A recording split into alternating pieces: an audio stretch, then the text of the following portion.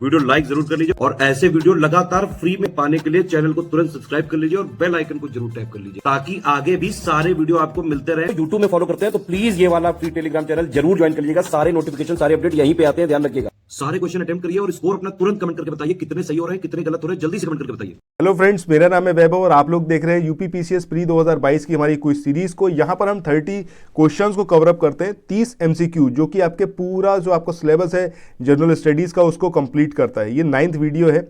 So question पे चले इससे पहले यहाँ पर मैंने जो आपसे इमेज ऑफ द डे यानी कि डॉक्टर BR अम्बेडकर के बारे में बोला था कि आप जो है कुछ ना कुछ जो आपके दिमाग में पहली बार में स्ट्राइक करे कि आप क्या कुछ जानते हैं डॉक्टर अम्बेडकर के बारे में, ये कमेंट सेक्शन में मेंशन कीजिएगा। तो यहाँ पर सबसे पहला जो रिप्लाई आया था ये सुष्मिता सिंह का आया था। इसके अलावा महिमा राजपूत ने यहाँ पर आंसर किया है, कुमारी सुतीक्षा ने आंसर करा है, कुमार धीरेन्द्र ने यहाँ पर आंसर करा है, योगेश्वर कुमार पटेल ने। बट यहाँ पर मैं 3 लोगों का नाम स्पेशली मेंशन करूंगा। इसमें आपका जहां आरा है, धनंजय शुक्ला है और अनिल कुमार है। इन तीनों लोगों ने पूरे सेशन में पूरा जो वीडियो था उसमें जहां जहां मैंने क्वेश्चंस पूछे हैं हर एक क्वेश्चन का रिप्लाई किया है। इसके अलावा ट्विंकल आर्या और चारुल पटेल इन्होंने भी यहाँ पर रिप्लाई किया है। देखिए आप लोगों से बस इतना मेरा एक्सपेक्टेशन है कि आप लोग पूरे वीडियो में जो भी क्वेश्चन पूछे जा रहे हैं हर एक क्वेश्चन का रिप्लाई जरूर करिए।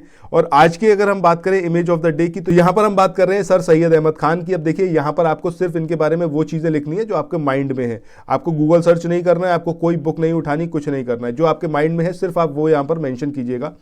और अब जो है हम चलते हैं आज के अपने पहले क्वेश्चन पे। आज का पहला क्वेश्चन यहाँ पर है, पहले सुभाष चंद्र बोस आपदा प्रबंधन पुरस्कार के संबंध में कौन सा कथन है यहाँ पर जो कि सत्य है। ठीक है, जो ट्रू स्टेटमेंट है वो आपको बताना है। पहला यहाँ पर स्टेटमेंट दिया हुआ है कि 2022 के लिए गुजरात आपदा प्रबंधन और प्रोफेसर विनोद शर्मा इनको इस पुरस्कार के लिए चुना गया। Absolutely correct. दूसरा है नेताजी सुभाष चंद्र बोस की 125वीं जयंती पर पुरस्कार वितरण हुआ, ये वाली बात भी सही है।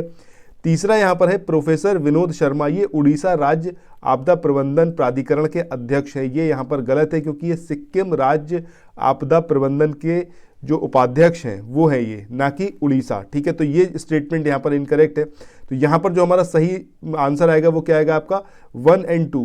ठीक है, ओनली 1 और 2 यहाँ पर सही आएगा। ठीक है, सेकेंड वाला। इसके बाद अब मूव करते हैं नेक्स्ट क्वेश्चन पे। अगला क्वेश्चन यहां पर दिया हुआ है, राष्ट्रीय बालिका दिवस, इसके संबंध में कौन सा कथन है जो कि सत्य है। पहला ये है कि इसे 24 जनवरी को मनाया जाता है, एकदम सही बात है। दूसरा है इसी दिन इंदिरा गांधी देश की पहली महिला प्रधानमंत्री बनी थी और इसी उपलक्ष्य में इसको स्टार्ट किया गया था। This is also correct. इसके बाद है इस वर्ष की थीम अगर देखें तो मेरी आवाज़ हमारा समान भविष्य, तो ये भी यहाँ पर सही है, यानी कि my voice our common future. ये तीनों ही यहाँ पर स्टेटमेंट सही है। तो हमारा आंसर क्या होगा, उपर्युक्त सभी कथन जो है वो सत्य है यहाँ पर। इसके बाद नेक्स्ट क्वेश्चन पे चलते हैं।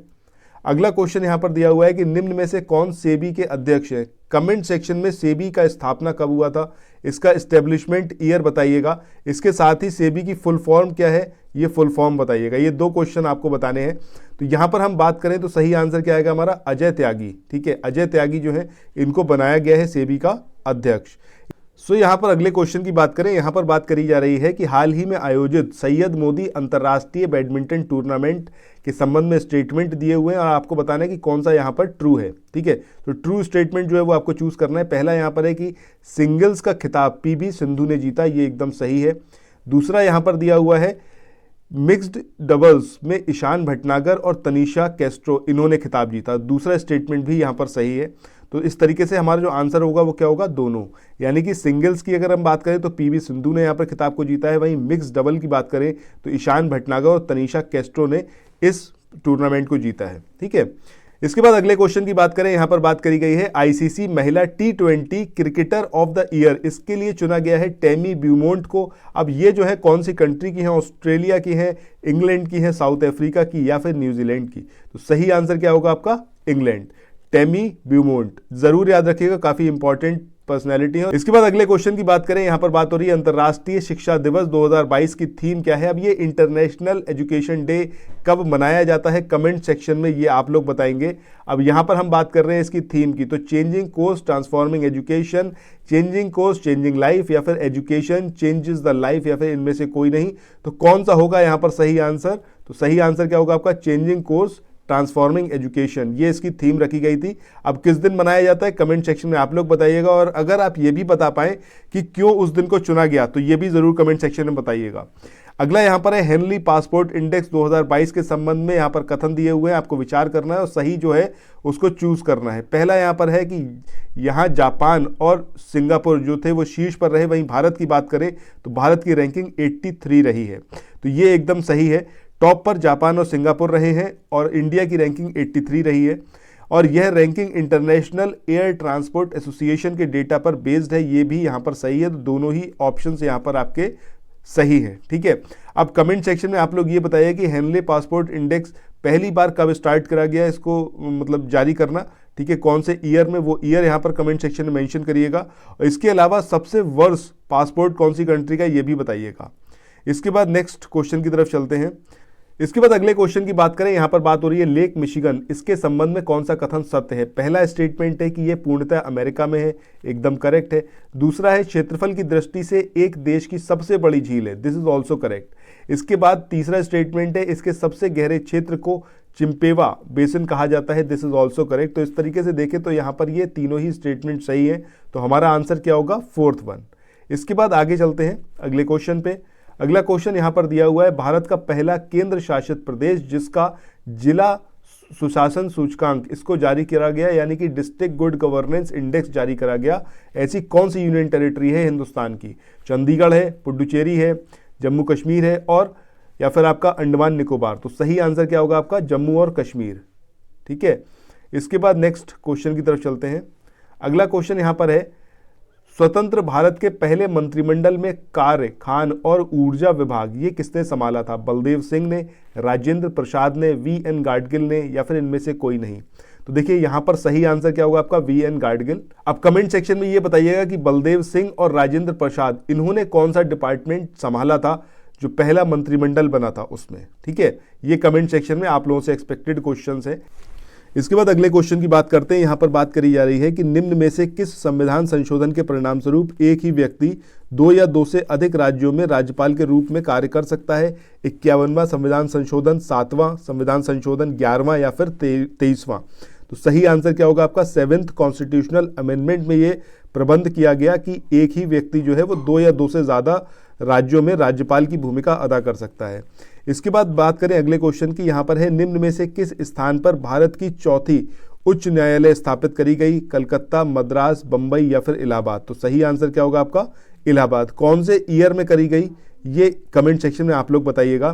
बाकी कलकत्ता, मद्रास और बंबई इस पे पहले ही कर दी गई थी, सबसे बाद में हुई है इलाहाबाद में। तो इलाहाबाद में कौन से ईयर में हुई कमेंट सेक्शन में आपको बताना है।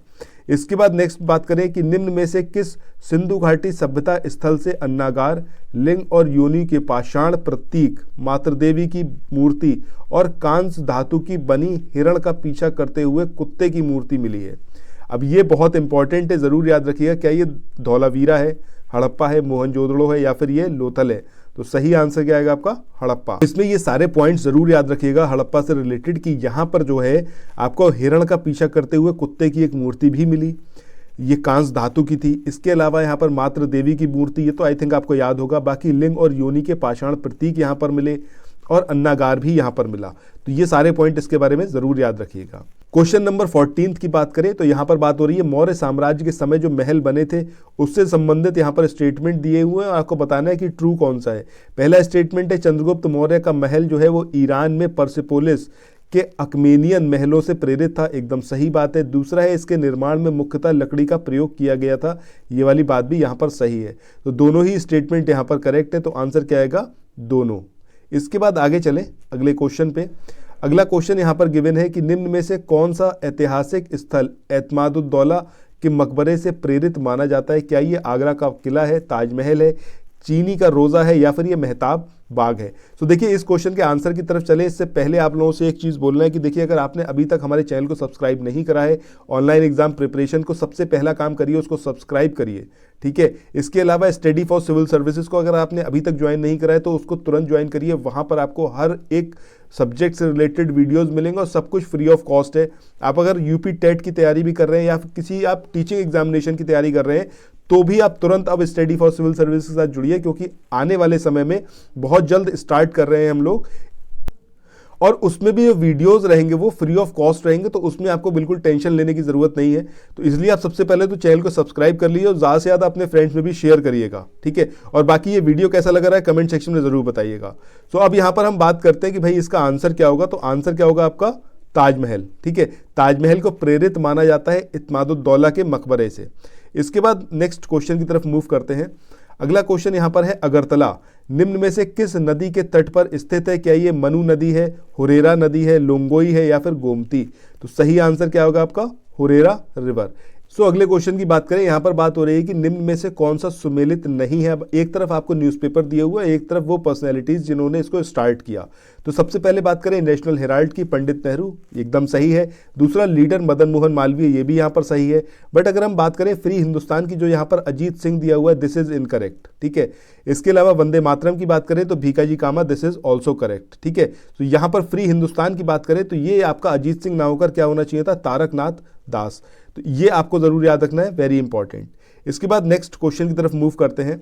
अगला क्वेश्चन यहाँ पर दिया हुआ है, आपको दो कथन दे रखे हैं, आपको बताना है कि कौन सा यहाँ पर ट्रू है। पहला कथन है पर्यावरण सभी जैविक और अजैविक अवयवों का सम्मिश्रित रूप है, एकदम सही बात है। दूसरा है पर्यावरण संरक्षण अधिनियम, ये 1986 में लागू हुआ, दिस इज ऑल्सो करेक्ट, तभी इसको पर्यावरण संरक्षण अधिनियम 1986 बोला जाता है। तो इस तरीके से देखें दोनों ही स्टेटमेंट यहाँ पर करेक्ट है। इसके बाद आगे मूव करते हैं नेक्स्ट क्वेश्चन पे। अगला क्वेश्चन यहाँ पर है निम्न में से कौन सा पदार्थ ओजोन के लिए सर्वाधिक विनाशकारी है? ये आपके हेलोजन्स है या फिर आपका क्लोरोफ्लोरोकार्बन है या फिर मिथाइल ब्रोमोमीथेन है या फिर क्लोरोफॉर्म? तो सही आंसर क्या आएगा आपका क्लोरोफ्लोरोकार्बन। ये सबसे ज़्यादा विनाशकारी है जो यहाँ पर आपको ऑप्शंस दिए हैं उसमें। इसके बाद आगे चलें अगले क्वेश्चन पे। यहाँ पर बात करी गई भारत में वन्य जीव संरक्षण अधिनियम, ये किस वर्ष लागू किया गया? 1971 में, 72 में, 73 में या फिर 74 में?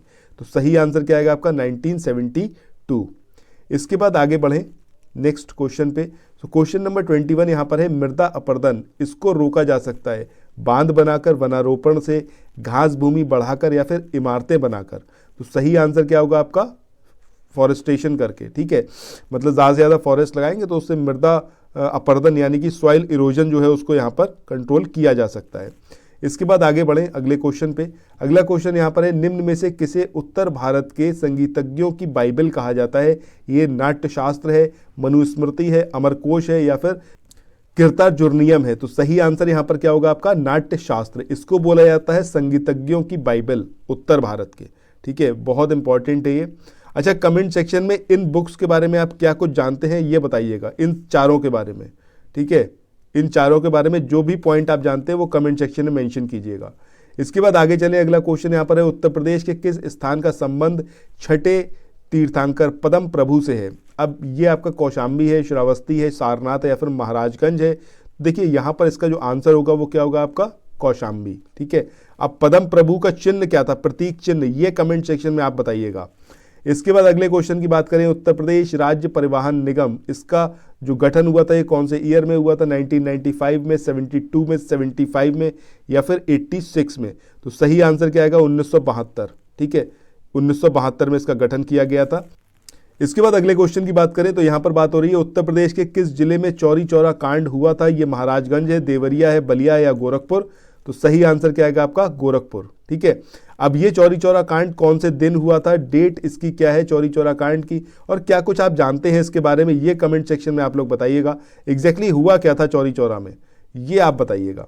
इसके बाद अगला है ओबरा ताप विद्युत केंद्र, इसकी स्थापना किस देश के सहयोग से की गई?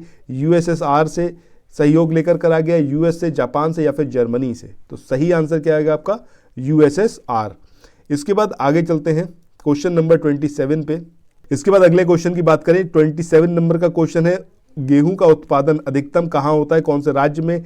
क्या ये उत्तर प्रदेश है, क्या ये पंजाब है, हरियाणा है या फिर बिहार है? तो सही आंसर क्या आएगा आपका यूपी, ठीक है। उत्तर प्रदेश में सबसे ज़्यादा गेहूं का उत्पादन होता है।